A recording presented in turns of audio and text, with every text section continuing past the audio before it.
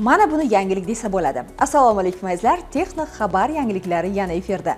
Shol bo'lgan odam qayta dasturlashtirilgan ildiz hujayralari bilan davolangandan so'ng oyoqqa tura oladi. Orqa miya jarohatini davolashning bir qismi sifatida falaj bo'lgan odam nerv o'simtasi inyeksiyasidan so'ng o'z-o'zidan turishga muvaffaq bo'ldi.